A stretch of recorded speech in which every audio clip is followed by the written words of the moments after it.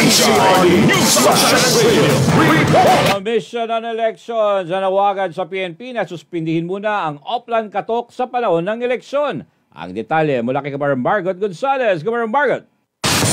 Pwede masuspend na lang muna ang implementasyon nitong Oplan Katok dito lang sa panahon naman ng election period. Hindi kampante ang Commission on Elections sa COMELEC na magpatuloy ang Oplan Katok ng Philippine National Police o PNP sa panahon ng eleksyon. Ayon kay COMELEC Chairman Attorney George Garcia, mas mabuting suspindihin muna ito ng kapulisan para makaiwas sa isyu na baka magamit ito ng incumbent na mga kandidato o magamit para makapanakot ng mga botante.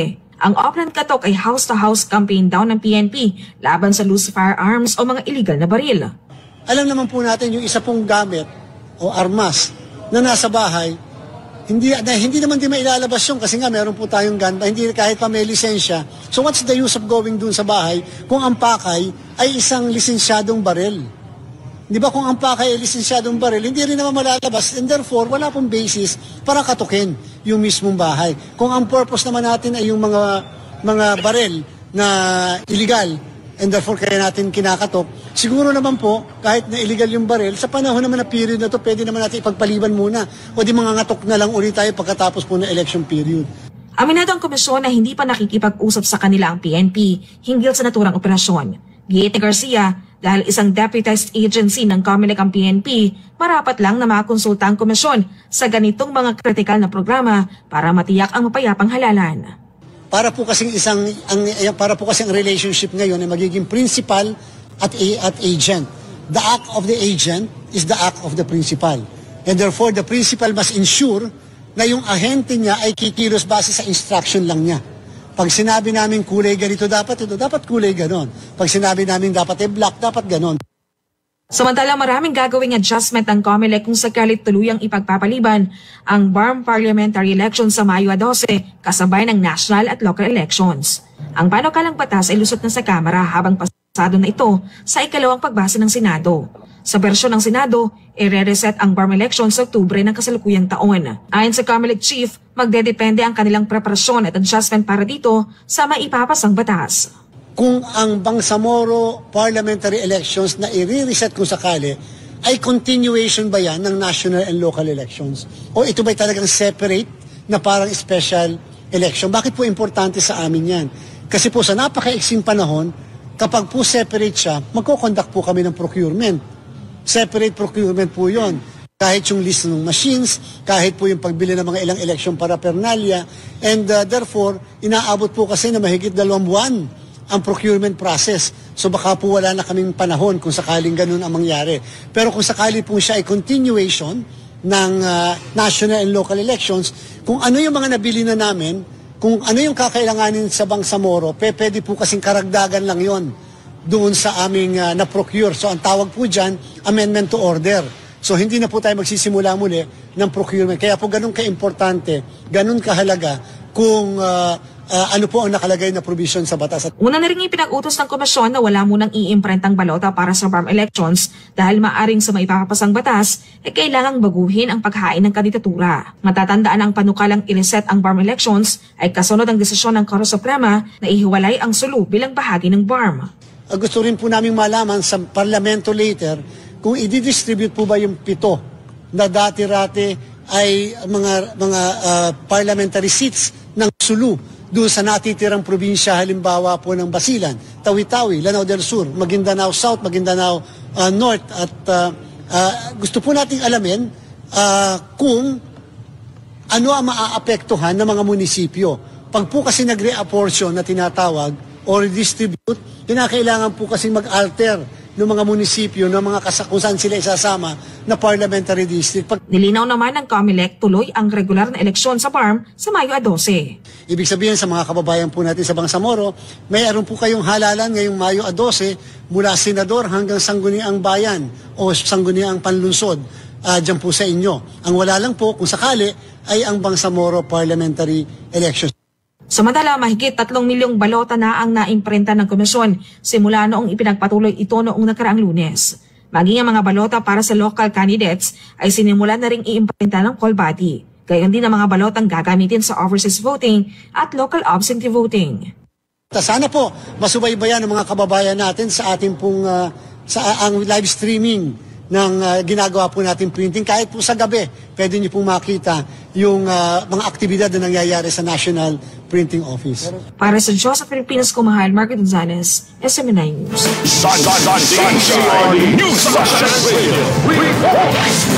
Samantala, DICT kaso ng love scam, inaasahang dadami ngayong papalapit na Valentine's Day. Publiko, pinag-iingat. Ang detalye ng balita mula kay Kabar Creslin Cataro. Bar Creslin. Bagamat nagbibigay ng magandang tool ang social media platform sa publiko para makipag-ugnayan at makipag-communicate sa mga kamag-anak at kaibigan, ay ito rin ang platform na ginagamit ng mga scammer para manloko. At ngayong nalalapit na ang pagpatak ng buwan ng Pebrero, kung saan isa sa pinakamahalagang okasyon na inaabangan ng publiko ay ang araw ng mga puso o Valentine's Day, ay may mahigpit na paalala ang Department of Information and Communications Technology. Ayon kay DICT Secretary Ivan John Uy, inaasahang dadami ang kaso ng love scam ngayong Pebrero sa nalalapit na pagdiriwang ng Valentine's Day. So social engineering sila, pinag-aaralan kung ano yung weakness mo. Ngayong February po, love month, no? Parating ng love month. So love scams, dadami po yung love scams na yan. Sinabi ni Uy na isa sa mga uri ng cybercrime ang love scam, na ang mga binibiktima ay ang mga nakararanas ng lovesick o ang mga malulungkot ang buhay. Kadalasang tinatarget ng mga scammer ang mga nakikita sa social media at pinag-aaralan ang profile base sa mga inilalabas na mga post ng kanilang mga gagawing biktima. Ipo-profile ka, nakikita na, bagong byuda ito. So medyo malungkot at ito ang gagamitin natin na estratehiya. Kunwari makipagkaibigan ka at since na profile nyo, alam niya na mahilig siyang magluto. So papakita mo, mahilig ka rin magluto. At nakita mo na mahilig siyang mag-basketball, ito rin papakita mo, mahilig ka rin sa basketball. So makuha yung loob mo.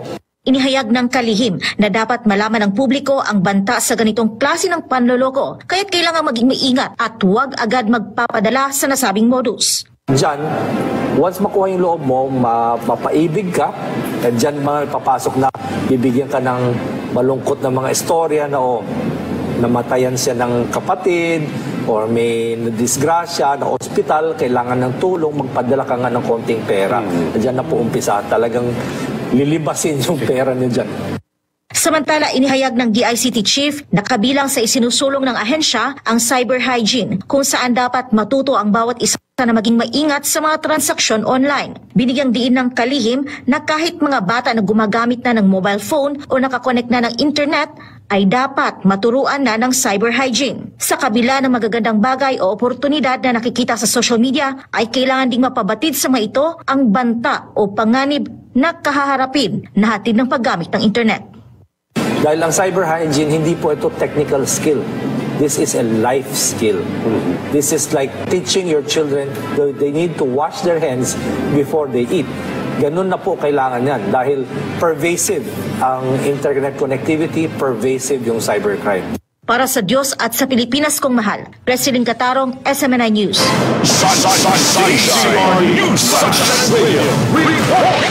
Sa iba pang mga balita, Pastor Apollo Sikibuloy opisyal ng kabilang sa Duterte senatorial lineup ng PDP laban. Ang detalye ng balita mula kay Margin Domingo. Margin! Kasabay nga lang ginanap na pagtitipon ng PDP laban dito sa Davao City, formal nang inanunsyo ng partido ang kanyang buong suporta sa kandidatura ni Pastor Apollo Sikibuloy para sa Senado. Sa isang makasaysayang pagtitipon, formal nang inendorso ng PDP laban si Pastor Apollo bilang bahagi ng Duterte senatorial lineup para sa darating na halalan. Si Pastor Apollo na leader ng The Kingdom of Jesus Christ ay pinakilala mismo ng mga miyembro ng partido na sa pangunguna ni dating Pangulong Rodrigo Roa Duterte ang kasalukuyang chairperson ng partido bilang isang mahalagang bahagi ng lineup.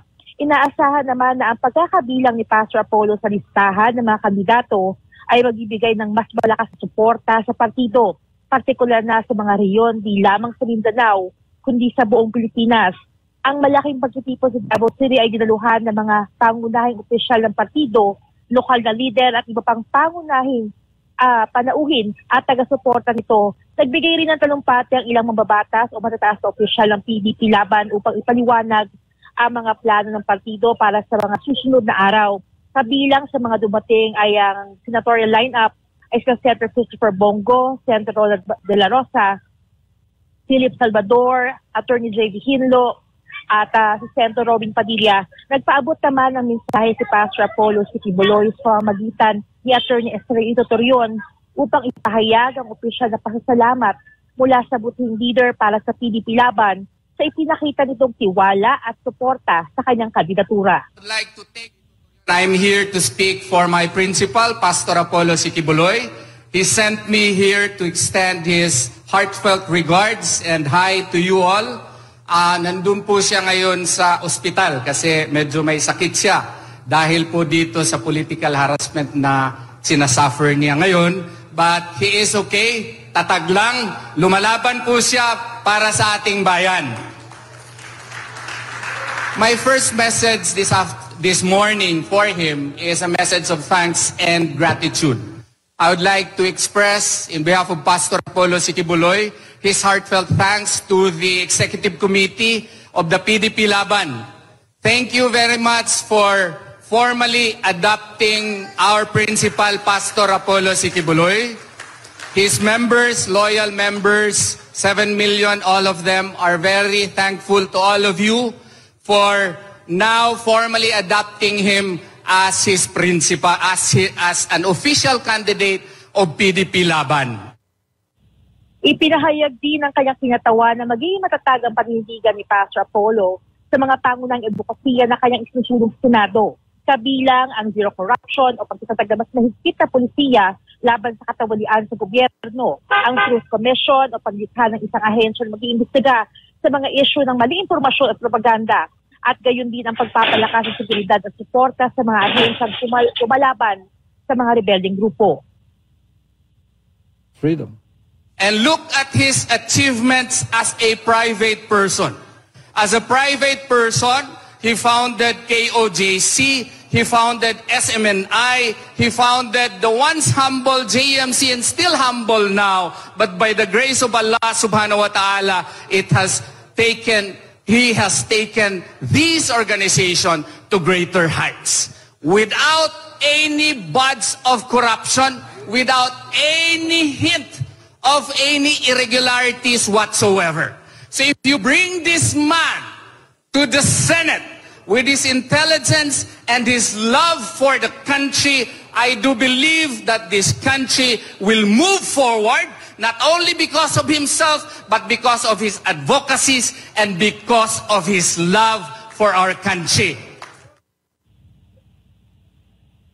Bukod sa opisyal na pag-endorso kay Pastor Apollo, tinalakay rin ng PDP Laban ng iba pang mahalagang isyu sa bansa.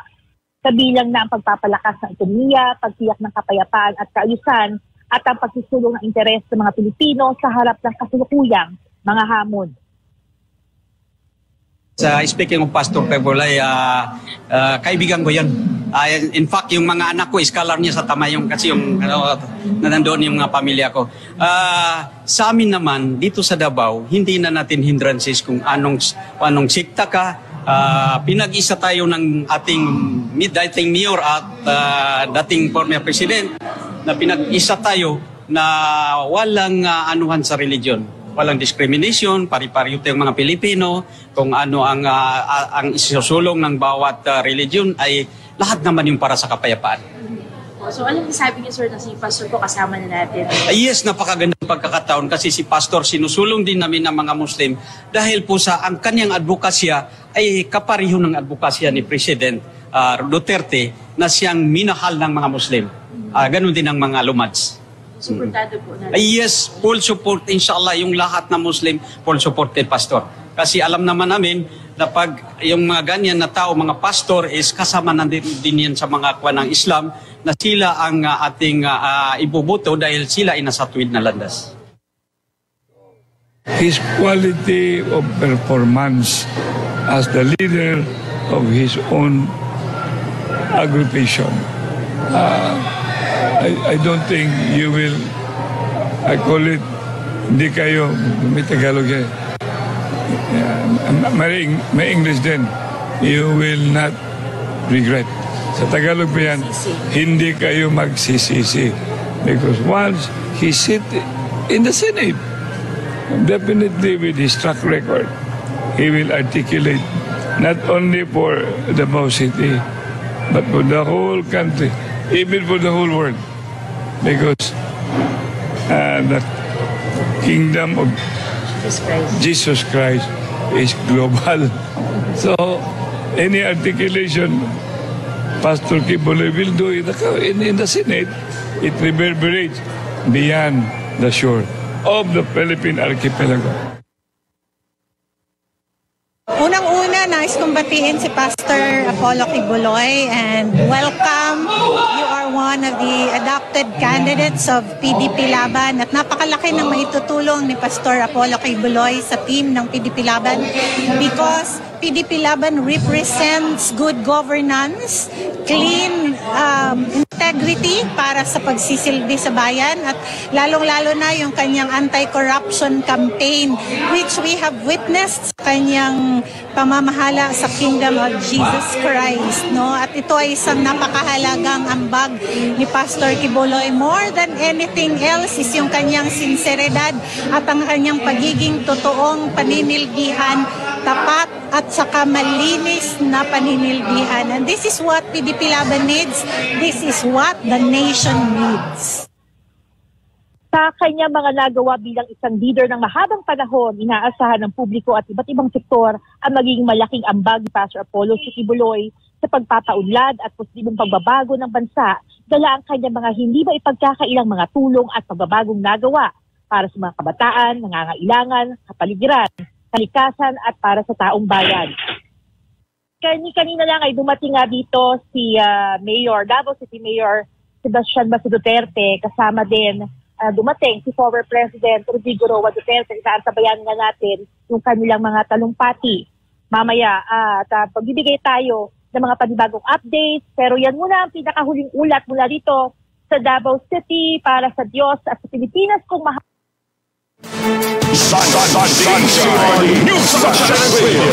Samantala, pagawa na shabu sa Tansa, Cavite, bistado dahil sa naganap na pagsabog sa loob nito. Ang detalye mula naman kay Kapar Paul Montebon. Paul.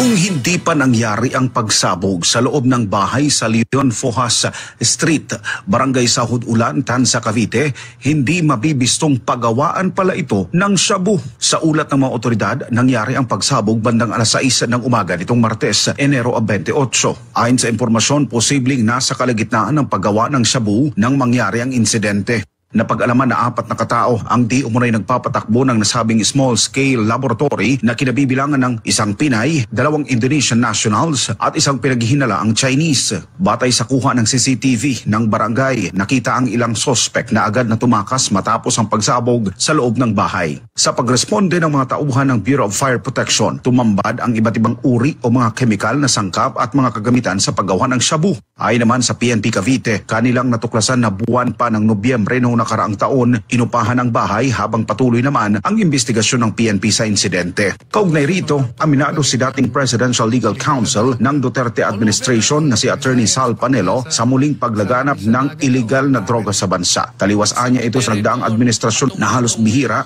ang problema at banta ng illegal na droga sa bansa. Sa katunayan anya, marami ang nagpapadala sa kanya ng mga ulat na kalat na ang droga sa iba't ibang panig ng bansa kasama na ang mismong probinsya nito sa Albay. Totoo yan. Ang dami nagpadala sa akin mga links tungkol sa mga pagbabalik ng illegal na droga. All over Visayas, pati nga sa amin sa Naga daw. Ang dami rin.